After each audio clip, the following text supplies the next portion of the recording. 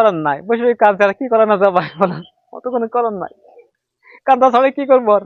গরিব মানুষের ভ্যানটাই পুষে আমার, তারা বেশি ভাত খায়, অত অনেক কিছু কর্ম নাই, এটি করার নির্ভর।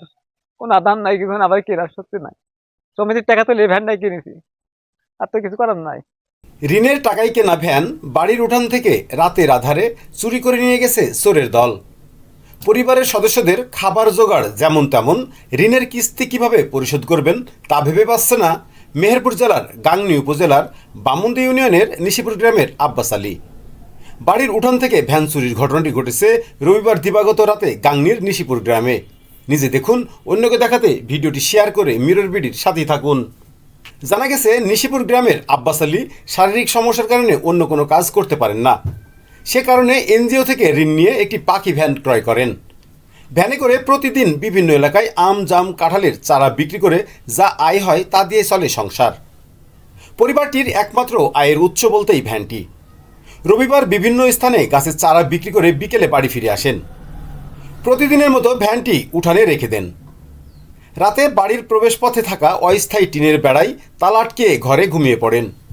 ভোরে চারা বিক্রির জন্য ঘুম থেকে উঠে ঘর থেকে বের হয়ে দেখেন উঠানে ভ্যান নেই। খবর পেয়ে ঘটনাস্থল পরিদর্শন করেছে বামন্দি পুলিশ ক্যাম্পের সদস্যরা। তবে প্রতিনিয়ত চুরির ঘটনায় আতঙ্কিত হয়ে পড়েছে সাধারণ মানুষ।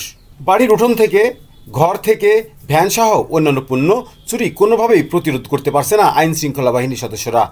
দ্রুত চোর চক্রের সদস্যদের আইনের আওতায় না আনা গেলে এভাবেই চলতে থাকবে চুরির ঘটনা। এতে ক্ষতিগ্রস্ত হবে ভুক্তভোগীরা। শুধু এই ভ্যান্ডার ওপরই এদের রুজি। এরা মাঠে এমন একটা মানুষ, এই লোকটা যেহেতু মাঠেও পরিশ্রম করতে পারে না, দুর্বল, খুবই দুর্বল লোক। এই ভ্যান্ডা চালিয়ে ভ্যান্ডার ওপরই তার পরিশ্রম এবং ভ্যান্ডার ওপরই তার জীবিকা নির্ভর করে। তো এই ভ্যানটা আজকে গরিব মানুষ, ভ্যানটা চুরি হয়ে গেল।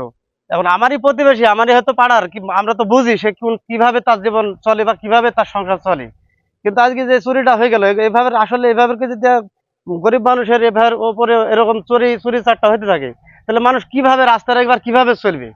আর কিভাবে মানুষ ভরসা করবে যে একটা জিনিস বাড়িতে রায়কি বাড়ি, ঘেরা বাড়ি, অবশ্য কুয়ার তালা মারা, সে কিন্তু কাইটি চেন কাইটি তালা ভেঙে চুরি করে নিয়ে চলে যাচ্ছে।